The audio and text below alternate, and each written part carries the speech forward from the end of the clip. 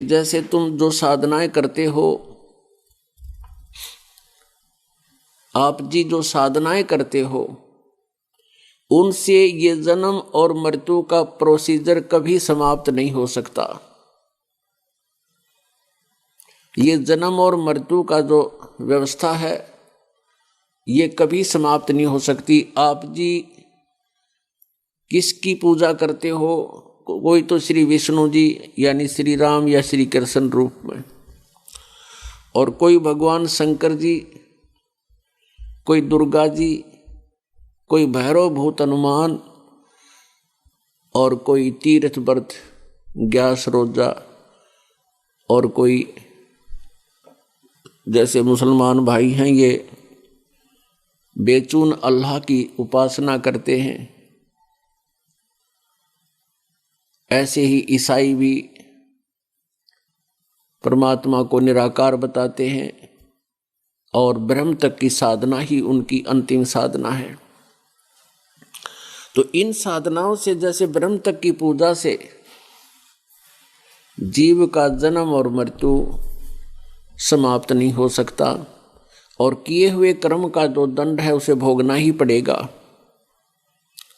किसी के पूर्व जन्म के पुण्य हैं तो पुण्य मिलेंगे, उनके पाप के कारण कोई संकट कष्ट है तो कष्ट भोगना ही पड़ेगा। एक पूर्ण परमात्मा है, पूर्ण परमात्मा परम अक्षर ब्रह्म कबीर देव कबीर साहब ही हमारे इस जन्म और मृत्यु के रोग को सदा के लिए समाप्त कर सकते हैं। और जब तक आप यहाँ रहोगे इस संसार में, तो आपके ऊपर आने वाले जो प्रारब्ध में प्रारब्ध होता है, जो आपकी किस्मत में लिख रखा है, इस मनुष्य जीवन के अंदर आपके पुण्य और पापों का दोनों का एवरेज मिला के, जैसे संचित कर्म आपके पहले रखे हुए हैं, संचित हैं, जो पहले जन्म जन्मांतर के आप जिन्हें इकट्ठे किए हुए हैं, वो आपके पुण्य अलग रखे हैं, पाप अलग रखे हैं भगवान के दरबार में, और उनका अकाउंट है। तो उनमें से जैसे जिसके पाप ज़्यादा हैं तो उनमें से एवरेज पाप ज़्यादा ले लिए, और जिनके पुण्य कम हैं तो पुण्य कम, दोनों को मिलाकर एक जीवन मनुष्य का दे दिया। तो जिनके पाप ज़्यादा हैं उनको दुख ज़्यादा हैं, जिनके पुण्य ज़्यादा हैं उनको सुख ज़्यादा हैं, उसी रेशों से, लेकिन दुख और सुख दोनों को ही है। तो इस प्रकार हम जो प्रारब्ध कर्म में हमारी किस्मत में मनुष्य जीवन में जो लिखा हुआ दुख है, वो किसी भी साधना से, ना ब्रह्मा जी की साधना से, ना विष्णु जी की साधना से, ना शिव जी की साधना से, ना दुर्गा जी की साधना से, ना ब्रह्म की उपासना से, और न ही पर ब्रह्म की उपासना से हमारा वो प्रारब्ध का कर्म पाप नहीं कट सकता उससे, और उसके कटे बिना सुख नहीं हो सकता। जैसे कि आपको बताया कि किसी के पैर में कांटा लगा हो, उस कांटे के कारण दुख है, और कांटा निकले तो सुख हो। तो ऐसे ही प्रारब्ध कर्म कटे, समाप्त हो, उसका नाश हो पाप का, तो सुख हो। तो सुख करने वाला पाप नाशक परमात्मा कबीर अंगारी असी बम्भारी असी, यजुर्वेद अध्याय नंबर 5 का श्लोक नंबर 32 मंत्र 32 बताता है कि वो कबीर नामक परमात्मा है, वो पापों का शत्रु है, पाप नाशक है,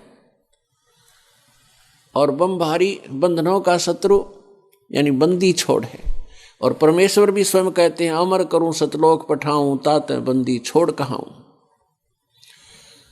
बंदी छोड़ हमारा नामम, अजर अमर है अस्थिर ठामम। परमात्मा कहते हैं, तुम कौन राम का जपते जापम, और ताते कटे ना तुम्हारे तीनों तापम।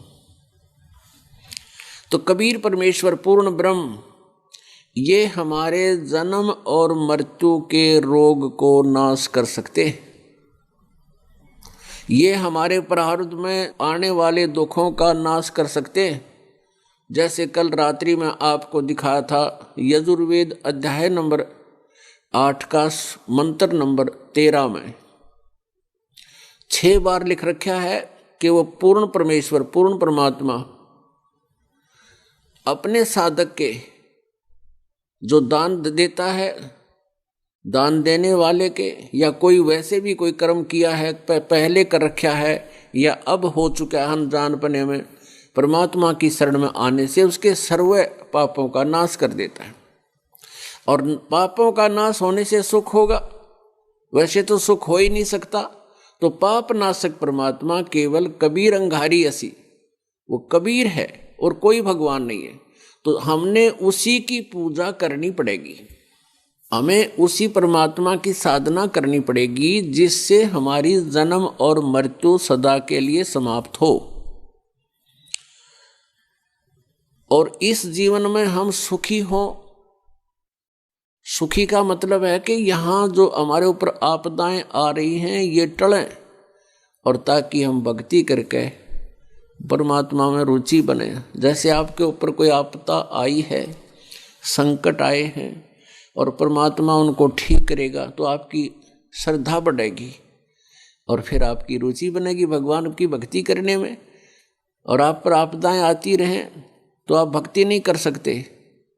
तो इसलिए परमात्मा पहले आपको सुख देगा ताकि आप भगवान में विश्वास कर सको, और विश्वास बिना भक्ति बन नहीं सकती। तो उनको लाभ होगा जो सच्चे दिल से इस कबीर परमेश्वर को स्वीकार करेंगे और आन उपासना सपने में भी नहीं करोगे।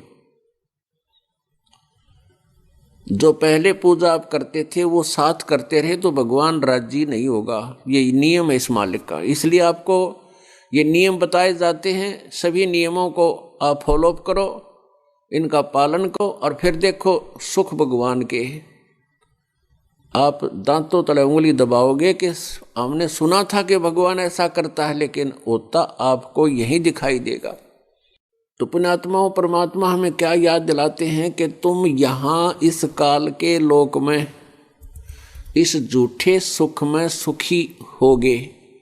किस चीज को सुख मान लिया? जैसे किसी के संतान नहीं है और वो संतान की कामना करता है, संतान होगी तो उसने मान लिया मैं सुखी हो गया। अब जो संतान फिर क्या होता है, जैसे परमात्मा कहते हैं बेटा जाया खुशी हुई और खूब बजाए थाल, ये तो आना जाना लगा हुआ है ज्यों कीड़ी का नाल।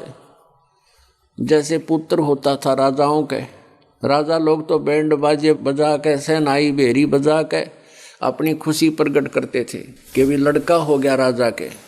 और गरीब आदमी उसकी रीस करा करते थे, इतना ब्यों तो होता नहीं, बाजे बजवा दे। वो लड़का होने की खुशी में थाली बजाया करते, थाली डंडी तक। आस पास पता लग जाता कि उनके कोई डिलीवरी होनी थी और उनके घर में आज थाली बज रही है तो लड़का हो गया। परमात्मा कहते हैं बेटा जाया खुशी हुई और खूब बजाए थाल, ये तो आना जाना लगा हुआ है ज्यों कीड़ी का नाल। अब किसी व्यक्ति के विवाह के 10-12 वर्ष के बाद पुत्र हुआ, वो भी इकलौता पुत्र था अपने पिता का जिसका पुत्र हुआ। फिर उन्होंने बड़ी खुशी मनाई, आसपास के कई गांवों को बुलाकर जश्न मनाए, खूब खर्च किया।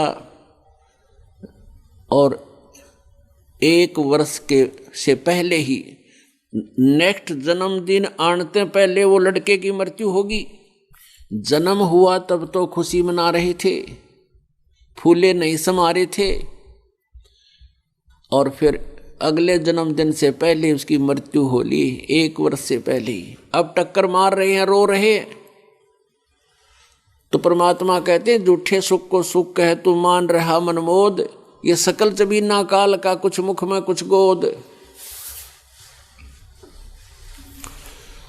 अब जैसे हम यहाँ ड्रामाबाजी करते हैं विवाह के समय, कोई डीजे बजाता है, कोई बैंड बाजे बजाता है, डांस करते हैं, उद मस्तार देते हैं। ये कोई एक मानुष का कार्य है। अब जैसे किसी ने विवाह हो रहा था लड़के का, लड़के वाले बड़े खुशी मना रहे थे, नाच रहे थे, गा रहे थे, और वो अगले दिन बारात जा रही थी। रास्ते में दुर्घटना होगी, दूल्हा भी मारा गया और एक ही उसी परिवार के 3-4 सदस्य और मारे गए। अगले दिन समाचार पत्र में डिटेल आई थी, उनकी बुरी तरह रो रहे थे और पहले दिन वो नाच रहे थे, गा रहे थे, बुरी तरह उद्मस्तार रहे थे, और अब टक्कर मार कर रो रहे हैं। तो यहाँ नानक साहब जी कहते हैं, ना जाने काल की कर डारे, किस विध डल जा पासावे, और जिनाते सरते मौत खुड़क दी उनानू केड़ा हासावे। जिनको ज्ञान नहीं, जिनके ये त्रिगुणमयी माया का नशा है, वो लोग ऐसा किया करते हैं। और इस सत्संग के सुनने से, परमात्मा की महिमा से परिचित होने से हमारी ये नशा उतर जाएगा, ये बकवादें छूट जाएंगी और हम एक सिंपल मैन बन जाएंगे जो भक्ति के लिए आवश्यक है। तो इसलिए पुण्यात्माओं, हम 90% दुख हम स्वयं उत्पन्न किए बैठे हैं। बीड़ी, शराब, मांस, तंबाकू का प्रयोग इस जीव के लिए महा हानिकारक है और इसका शत्रु है भक्ति का, और ये सभी कर रहे हैं। लगभग 90% अवश्य कर रहे हैं। शराब पीने वाला ना जाने कितना नुकसान कर देता है, आप भी दुखी, परिवार को दुखी करे, रिश्तेदारी तक भी तंग हो जाते हैं उससे, और घर का नाश करे। तंबाकू प्रयोग कभी नहीं करना चाहिए, ये बहुत खतरनाक बताया है, शरीर के लिए भी, समाज के लिए भी। वातावरण में प्रदूषण सबसे ज़्यादा तंबाकू के धुएं से होता है, और शरीर में सबसे ज़्यादा हानि इस तंबाकू से होती है। भक्ति में सबसे ज़्यादा बाधक तंबाकू है, इसका धुआं है, और शराब तो है ही नाश करने वाली, और मांस तो भूल कर भी छूना नहीं चाहिए था।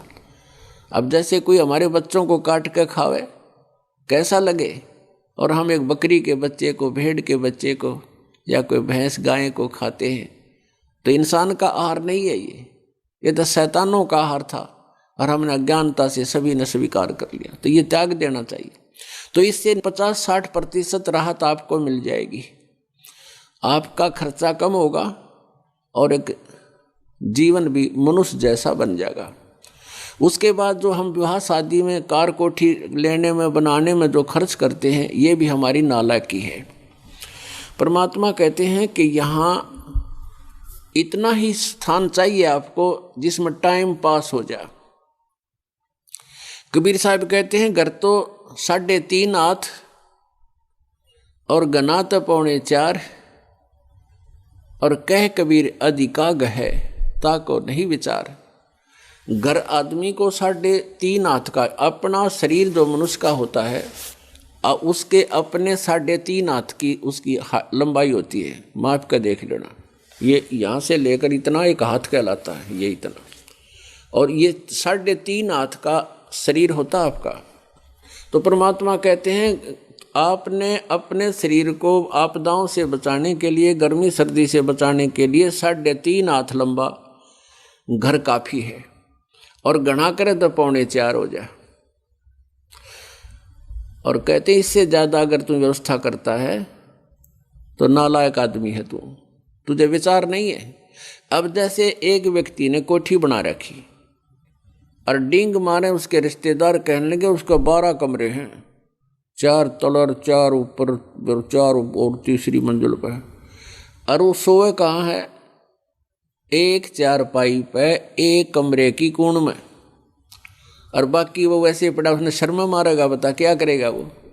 और उसके खर्चा कितना, और फिर पीछे तो कर्जा ले लिया, या 2 नंबर के काम करे होंगे हैं, वो परेशान कर रहे होंगे, लोग दिखावा करने के लिए 100 इधर उधर के ओढ़ सोड़ करता है प्राणी। अब बात रही जैसे हम विवाह करते हैं बच्चों का विवाह परमात्मा ने कर रखा होता है, क्योंकि संस्कार भगवान ने पहले जोड़कर तैयार कर रखे होते हैं। तो उसमें हमने घना ड्रामाबाजी नहीं करनी चाहिए। बच्चों का विवाह वचन से होता है, बच्चों का विवाह वचन से होता है। भाई हमने अपनी बेटी आपके पुत्र से इसका विवाह कर दिया, नाता जोड़ दिया। वो कहते हैं ठीक है, हमने स्वीकार कर लिया। तो हो गया ब्याह। इसमें चाहे सिंपल खाना खा लो, चाहे इसमें ढोल पीट लो, और चाहे इसमें नाच गा लो, बात वह है कि वह उतनी ही है। बच्चों का संस्कार जोड़ देना है और उनको विदा कर देना। इससे फालतू हम करते हैं तो हम बकवाद करते हैं वो। तो इस प्रकार हमने हर प्रकार से अपने इस वाहियात खर्चे को कम करना है। और फिर देखना 20% मेहनत से आपका गुजारा सुथरा चलेगा, और फिर बाकी जो समय आपको मिलेगा वो भक्ति करेंगे, भगवान का नाम जपया करेंगे। तो इस प्रकार हमने अपने आप को एक साधु भक्तों वाले लाइन पर लाना है, तब हम भक्ति कर